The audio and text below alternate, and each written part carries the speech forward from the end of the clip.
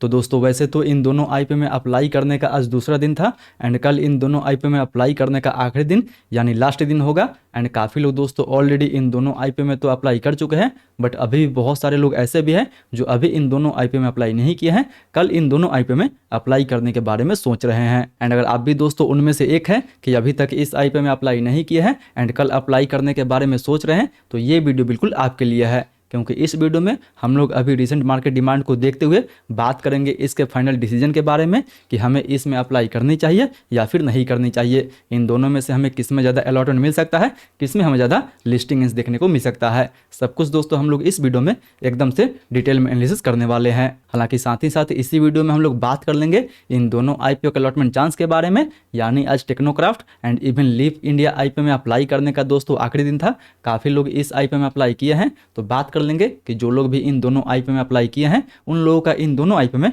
Allotment chance क्या रहने वाला है, किसको अलॉटमेंट मिलेगा, किसको अलॉटमेंट दोस्तों नहीं मिलेगा, अलॉटमेंट मिलेगा तो किसको अलॉटमेंट मिलेगा एंड कहाँ अलॉटमेंट चेक करना है, सब कुछ हम लोग इस वीडियो में एकदम से डिटेल में एनालिसिस करने वाले हैं। तो आप दोस्तों बस इस वीडियो के अंत तक बने रहें ताकि अभी फिलहाल जितना भी आईपीओ ओपन है एंड या फिर आगे ओपन होने वाला है उन सब का आपको एक ओवरव्यू मिल सके एंड आप मार्केट में एक इन्फॉर्म डिसीजन ले सके। तो चलिए बिना आपका समय गंवाए सीधा वीडियो में आगे बढ़ते हैं और सबसे पहले बात कर लेते दोस्तों इन दोनों आईपीओ के फाइनल डिसीजन के बारे में, यानी धूत में अप्लाई करनी चाहिए या फिर नहीं करनी चाहिए, या फिर दोस्तों आपको मोल बायो में अप्लाई करनी चाहिए। तो दोस्तों वैसे तो अभी इन दोनों आईपीओ के रिसेंट डिमांड के बारे में बात करें यानी रिसेंट जीएमपी के बारे में बात कर लें तो फिलहाल दूध के ग्रे मार्केट में वही लगभग आपको 28 से 30% के आसपास तक डिमांड देखने को मिल रहा है। यानी अगर 28 से 30% के हिसाब से देखा जाए तो कहीं ना कहीं आपको पर लॉट पे 4,000 रुपये से लेकर 4500 के आसपास तक प्रॉफिट देखने को मिल सकता है पर लॉट पे। हालांकि दोस्तों अगर बात कर ले वहीं मोल बायो के ग्रे मार्केट डिमांड के बारे में तो फिलहाल इसके ग्रे मार्केट में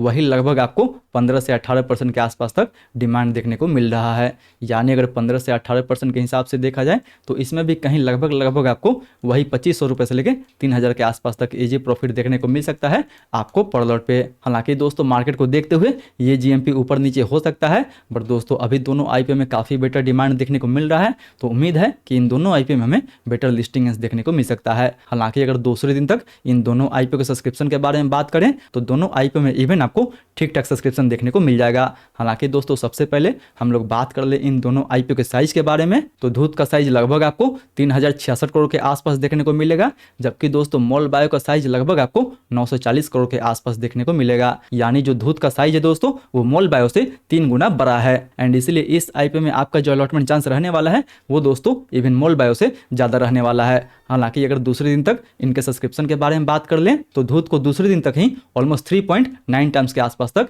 यानी ऐसे बोल ले तो 4 टाइम्स के आसपास तक सब्सक्रिप्शन मिल चुका है, जिसमें QIB कोटा दोस्तों अभी पूरा भी नहीं भरा हुआ है, केवल 48% के आसपास ही भरा हुआ है। जबकि अगर बात कर ले HNI के बारे में तो HNI कोटा ऑलरेडी इसका मोर देन 10 टाइम्स के आसपास तक भर चुका है एंड इवन रिटेल कोटा भी इस आईपीओ का ऑलमोस्ट 3 टाइम्स के आसपास तक भर चुका है। मतलब दोस्तों अभी इस आईपीओ का केवल QIB कोटा छोड़कर बाकी सब कोटा में दोस्तों आपको फुल्ली सब्सक्रिप्शन देखने को मिल जाएगा। जबकि अगर बात कर ले दोस्तों मोल बायो के बारे में तो आईपीओ का साइज लगभग 940 करोड़ के आसपास है एंड फिलहाल दूसरे दिन तक इस आईपीओ को ऑलमोस्ट 3 टाइम्स के आसपास तक सब्सक्रिप्शन मिल चुका है। हालांकि आईपीओ का साइज दोस्तों काफी छोटा है, इसलिए QIB कोटा यहाँ पे आपको 1.4 टाइम्स के आसपास तक देखने को मिलेगा, जबकि HNI कोटा 4.7 टाइम्स के आसपास तक एंड इवन दोस्तों रिटेल कोटा 3.10 टाइम्स के आसपास तक सब्सक्राइब हो चुका है। यानी इवन आप अगर ओवरऑल देखते हैं तो मोल बायो का जो सब्सक्रिप्शन है वो दोस्तों इवन आपको धूत से तो काफ़ी कम देखने को मिलेगा, क्योंकि एक तरफ जहां धूत का जो टोटल साइज है वो लगभग आपको 3066 करोड़ के आसपास देखने को मिलेगा, वहीं दोस्तों मोल बायो का जो टोटल साइज है वो लगभग केवल और केवल आपको 940 करोड़ के आसपास ही देखने को मिलेगा। हालांकि दोस्तों यहाँ पे अगर आप नंबर वाइज देखते हैं तो नंबर वाइज भले ही आपको मोल बायो का सब्सक्रिप्शन दूसरे दिन तक आपको बेटर देखने को मिल जाएगा, बट दोस्तों अगर ओवरऑल देखते हैं तो ओवरऑल जो सब्सक्रिप्शन है वो आपको धूत ट्रांसमिशन का बेटर देखने को मिलेगा। हालांकि आज तो दूसरे दिन ही है एंड किसी भी आईपीओ में दोस्तों मेजर जो सब्सक्रिप्शन है वो आपको तीसरे दिन देखने को मिलता है एंड दोस्तों उम्मीद है कि तीसरे दिन भी इवन धूत में आपको ब्लॉकबस्टर सब्सक्रिप्शन देखने को मिल सकता है, क्योंकि दोस्तों एक तो कंपनी का फंडामेंटल भी बेटर है, दूसरे में कंपनी जो वैल्यूएशन रखी हुई है वो भी काफ़ी रीजनेबल रखी हुई है काफ़ी छूट दी हुई है इन्वेस्टर्स को। वहीं बात कर ले इसके इंडस्ट्री के बारे में तो दोस्तों ये भी कंपनी जो है वो काफ़ी ट्रेंडिंग, काफ़ी डिमांडिंग इंडस्ट्री से बिलोंग करती है एंड इसलिए उम्मीद है कि इसमें कल QIB की तरफ से दोस्तों हमें ब्लॉकबस्टर सब्सक्रिप्शन देखने को मिल सकता है। जरूर IPO दोस्तों बड़ा है, बट दोस्तों उम्मीद है कि QIB कोटा इस IPO का ऑलमोस्ट आपको 50 to 80 टाइम्स के आसपास तो देखने को मिल जाएगा। हालांकि दोस्तों एक साथ बहुत सारा मेन बोर्ड IPO देखने को मिल रहा है,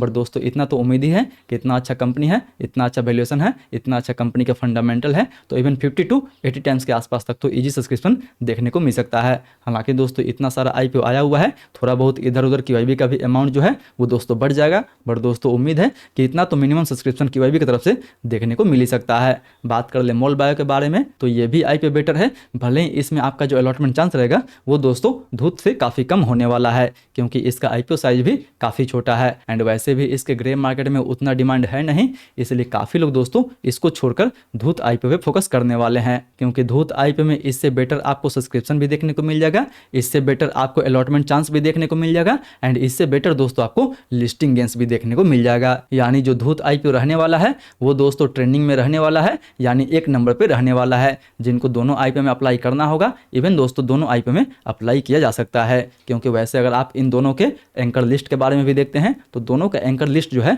वो दोस्तों आपको काफ़ी बेटर देखने को मिलेगा, बट जो धूत का एंकर लिस्ट है वो आपको काफ़ी ब्लॉकबस्टर देखने को मिल जाएगा। ऑलरेडी ये कंपनी 918 करोड़ के आसपास का जो फंड है वो दोस्तों एंकर से रेज कर ली है, जिसमें काफ़ी बड़े बड़े एंड काफ़ी दोस्तों जाना माना 72 एंकर का नाम आपको देखने को मिल जाएगा। एंड इसलिए दोस्तों अगर आपको भी इन दोनों IPO में से किसी एक IPO को चूज करना होगा तो आप बेशक दोस्तों धूत ट्रांसमिशन को चूज कर सकते हैं। इस IPO में इवन आपको अच्छा खासा अलॉटमेंट चांस भी देखने को मिल जाएगा, बेटर लिस्टिंग गेंस भी देखने को मिल जाएगा एंड इवन दोस्तों मंडे के बाद मार्केट अच्छा रहता है तो इसमें इवन आपको अच्छा खासा लिस्टिंग के बाद भी मोमेंटम देखने को मिल सकता है। इसलिए मैं तो फिलहाल दोस्तों धूत IPO में फुल फोर्स के साथ अप्लाई करने वाला हूं, बाकी जो दोस्तों फंड बचेगा उसको मैं मॉल बायो में शिफ्ट कर दूंगा। बाकी आपका क्या ओपिनियन है इन दोनों IPO को लेकर? आप ऑलरेडी इन दोनों IPO में अप्लाई कर चुके हैं या फिर दोस्तों कल अप्लाई करने वाले हैं एंड कितना लॉट अप्लाई करने वाले हैं किस IPO में, वो भी हमें नीचे कमेंट करके जरूर बताएं। हालांकि दोस्तों मैं तो कुछ लॉट ऑलरेडी धूत में अप्लाई कर चुका हूं, बाकी कल जो बाकी है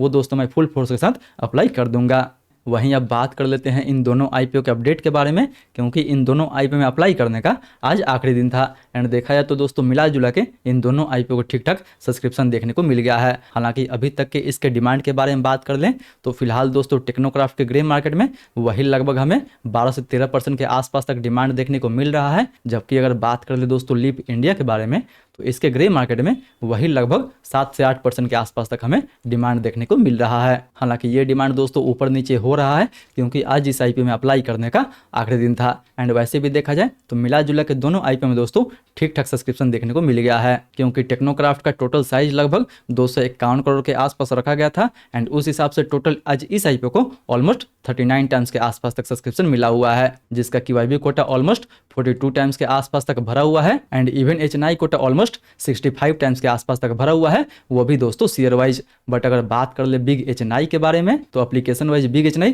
वही 12 टाइम्स के आसपास तक भरा हुआ है, जबकि दोस्तों एप्लीकेशन वाइज स्मॉल HNI वही ऑलमोस्ट 65 टाइम्स के आसपास तक सब्सक्राइब हुआ है। अगर बात कर ले दोस्तों इस IPO के रिटेल कोटा के बारे में तो वैसे तो शेयर वाइज ऑलमोस्ट 25 टाइम्स के आसपास तक सब्सक्राइब हुआ है रिटेल कोटा में, बट दोस्तों एप्लीकेशन वाइज देखा जाए तो एप्लीकेशन वाइज वही लगभग आपको 22 टाइम्स के आसपास तक यानी 22 गुना के आसपास तक सब्सक्रिप्शन मिला हुआ है एंड इस हिसाब से अगर इसका अलॉटमेंट चांस देख ले तो दोस्तों रिटेल कोटा में 22 में से किसी एक को अलॉटमेंट देखने को मिलेगा, यानी 100 में से दोस्तों ऑलमोस्ट किसी 5 को अलॉटमेंट देखने को मिलेगा एंड इस हिसाब से दोस्तों इसका जो अलॉटमेंट चांस निकल के आएगा वो आपको 4 से 5% के आसपास देखने को मिल जाएगा। जबकि अगर बात कर ले दोस्तों बिग HNI के बारे में तो किसी 12 में से एक को इस IPO का अलॉटमेंट देखने को मिल जाएगा। जी हाँ दोस्तों, 12 लोगों में से किसी एक को इस IPO का अलॉटमेंट देखने को मिल जाएगा, यानी अगर 100 लोगों में से देखा जाए तो बिग HNI में दोस्तों 100 लोगों में से किसी 8-10 को इस IPO का अलॉटमेंट देखने को मिल जाएगा। हालांकि स्मॉल HNI के बारे में बात कर लें तो स्मॉल HNI में दोस्तों अलॉटमेंट मिलना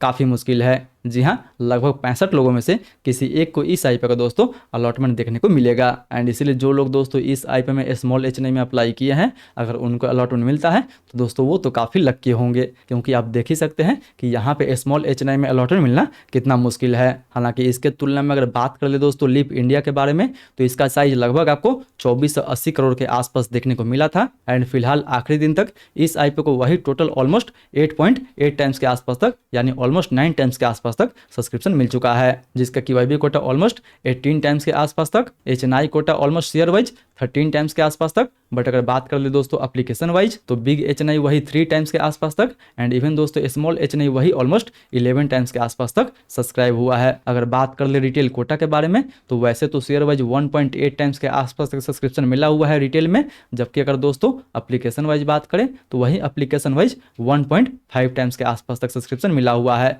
यानी अगर एप्लीकेशन वाइज देखा जाए तो दोस्तों ऑलमोस्ट किसी 3 में से 2 को इस आईपीओ का गारंटी दोस्तों अलॉटमेंट देखने को मिल जाएगा। जी हाँ, अगर आप भी दोस्तों इस आईपीओ में अप्लाई किए हैं तो समझिए कि आपको इस आईपीओ में दोस्तों लगभग कंफर्म अलॉटमेंट मिलने वाला है, क्योंकि किसी 3 में से 2 को तो इजी अलॉटमेंट इसका देखने को मिल जाएगा। हालांकि अगर बात कर ले बिग HNI में, तो दोस्तों 3 में से किसी एक को इस आईपीओ का अलॉटमेंट देखने को मिल जाएगा, जबकि अगर दोस्तों स्मॉल HNI के बारे में बात कर ले तो किसी 11 में से किसी एक को इस आईपीओ का अलॉटमेंट देखने को मिल जाएगा। यानी अगर लीप इंडिया के अलॉटमेंट चांस के बारे में बात कर ले तो दोस्तों बिग HNI में तो लगभग 3 लोगों में से किसी एक को इस आईपीओ का अलॉटमेंट देखने को मिलेगा। स्मॉल HNI के बारे में बात कर ले तो 11 लोगों में से किसी एक को इस आईपीओ का अलॉटमेंट देखने को मिलेगा। एंड जबकि दोस्तों रिटेल कोटा में बात कर लें तो किसी 3 लोगों में से 2 को तो अलॉटमेंट जो है वो कंफर्म मिलने वाला है। हालांकि दोस्तों कल तो इसका अलॉटमेंट आ ही जाएगा, तो हम कल देखेंगे कि किसको अलॉटमेंट मिलता है, किसको अलॉटमेंट नहीं मिलता है। अगर बात कर ले इन दोनों के अलॉटमेंट के बारे में, तो दोस्तों कल टेक्नोक्राफ्ट का जो अलॉटमेंट है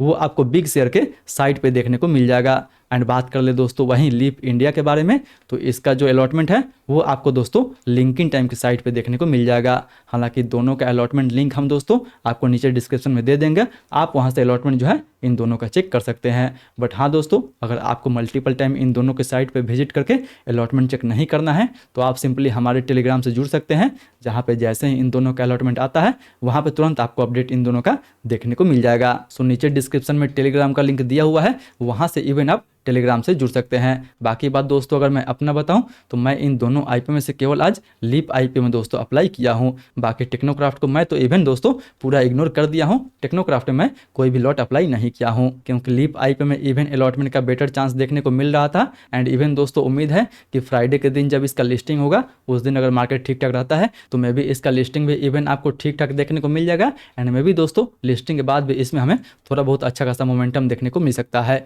इसलिए मैं केवल और केवल लीप इंडिया के आईपीओ में अप्लाई किया हूं। बाकी आप इन दोनों आईपीओ में से कौन से आईपीओ में अप्लाई किए हैं वो भी दोस्तों हमें नीचे कमेंट करके जरूर बताएं। बाकी बात दोस्तों ये तो था मेरा पूरा पर्सनल व्यू इन दोनों आईपीओ के अलॉटमेंट चांस के बारे में एंड उन दोनों आईपीओ के फाइनल डिसीजन के बारे में। मे भी आपका व्यू दोस्तों हमसे अलग हो सकता है, इसलिए आप जो भी डिसीजन ले अपना रिस्क एंड अपना नजर लगाने के बाद ही ले। आई होप दोस्तों वीडियो आपको इन्फॉर्मेटिव लगी होगी। अगर वीडियो अच्छा लगे तो वीडियो को लाइक करें एंड अपने दोस्तों के साथ भी जरूर शेयर करें। एंड हाँ, इन सभी आईपीओ के रिगार्डिंग कोई भी डाउट है आपके मन में तो वो हमसे नीचे आप कमेंट करके पूछ सकते हैं। बाकी बात फिर मिलते हैं अगले वीडियो में, तब तक दोस्तों आगे और भी काफ़ी सारा आईपीओ ओपन हो रखा है। स्टिल आप अभी तक उन सभी आईपीओ का फुल रिव्यू नहीं देखे हैं तो ऊपर वाले इन सारे वीडियो को टैप करके इन सारे आईपीओ का आप रैंकिंग वाला वीडियो भी देख सकते हैं। एंड इवन दोस्तों इन सारे आईपीओ का आप फुल रिव्यू भी देख सकते हैं।